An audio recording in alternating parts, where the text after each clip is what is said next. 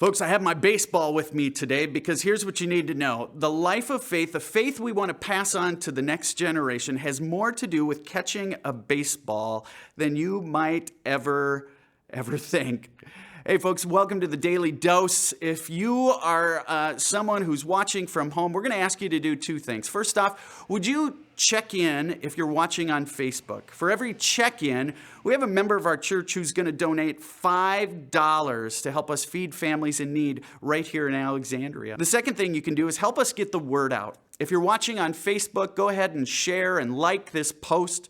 If you're watching on YouTube, go ahead and subscribe. Hit the little bell so you get notifications. And lastly, if you're watching on cable access, would you tell a friend, maybe invite them to watch with you, watch the Daily Dose. Hey, this week on the Daily Dose, we've been talking about sticky faith. It's a sort of faith we want to pass on to the next generation. We want to pass on to the next generation a faith that sticks. Here's what I know. I served as a youth worker in a church for many years.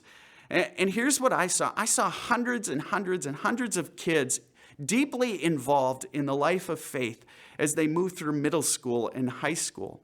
But as they left high school and went off to college or went off to work, what I saw in their lives is that they stepped away from the life of faith. They stepped away from the church. They sort of left all of that in the rear view mirror. The work that we did with them, for whatever reason, it didn't stick.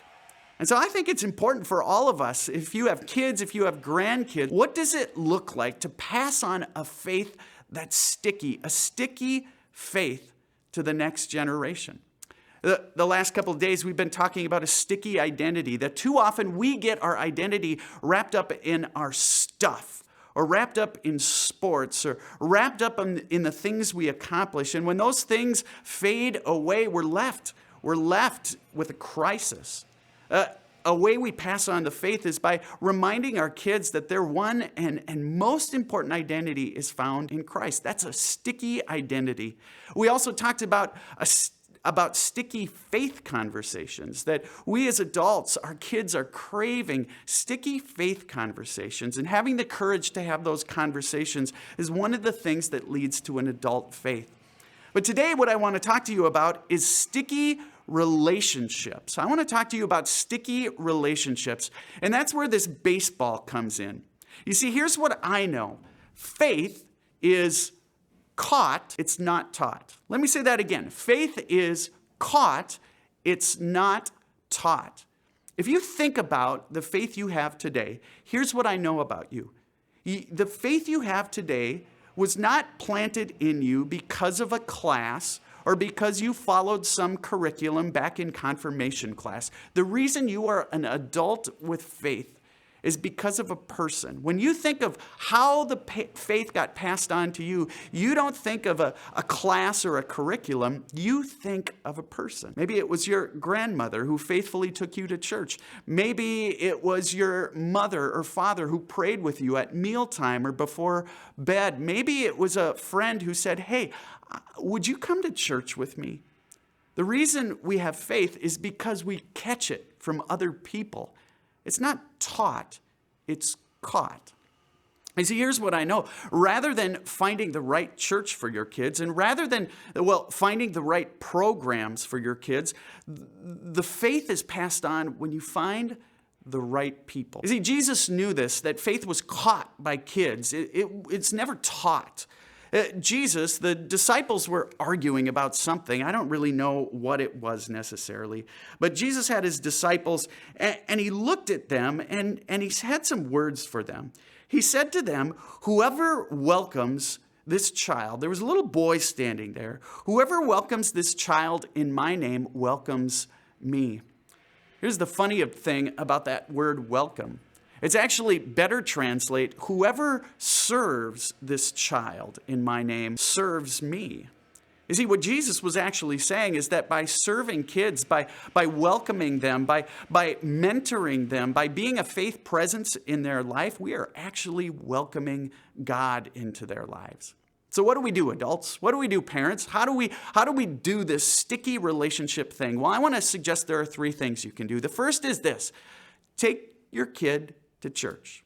Take a kid to church to worship. Now, we're in these weird times, so what if you were to sit a child down in your family and watch worship together, and then maybe you talk about it? You see, when kids watch adults worship, they catch the faith. The second thing is this. Often here at the church, we talk about a ratio of kids to adults. We often say we want one adult for every 5 kids. What if in your life with your kids, you flipped that ratio and you said, I want my kid to have 5 adult mentors? You flipped that ratio and said, my kid is so important. I want to find 5 mentors of the faith that will surround my kid with love. The last thing I would suggest is this. Find a church that loves kids. Find a church that when you walk into worship, people are giving your kid high fives. They're asking who they are and what they're up to and how things are going at school and what they're doing out on the football field. Find a church that loves kids. Folks, we all want to pass on a sticky faith to the next generation. And remember, it's caught. It's not taught.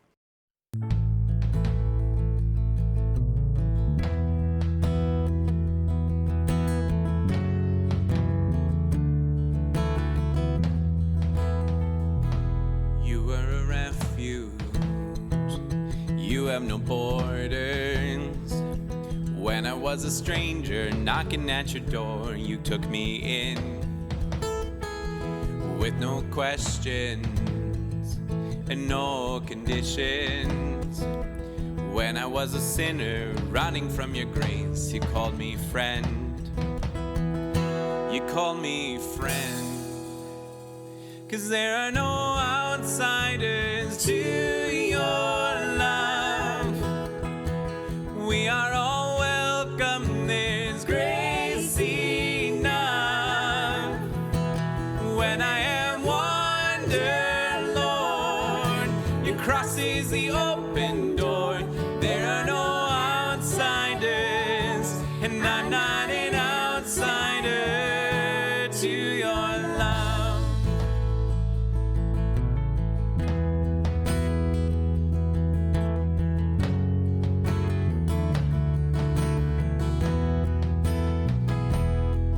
The harbor in every tempest. When my soul was shipwrecked, tossed upon the waves, you calmed the storm. You are the Father. There are no orphans. Every tribe and nation gathered in your arms sings with one voice. Sing with one voice. 'Cause there are no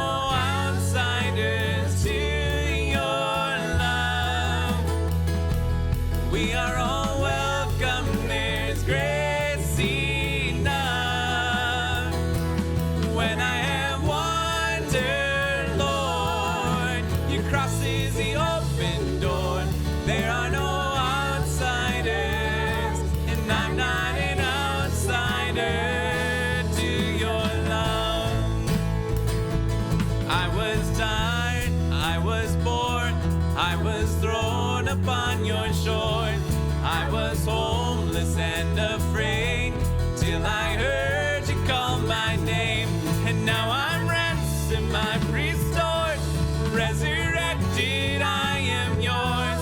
I am loved, yes I belong. Oh, my soul has found its home.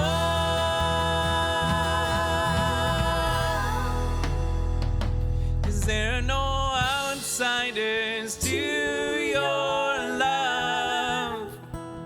We are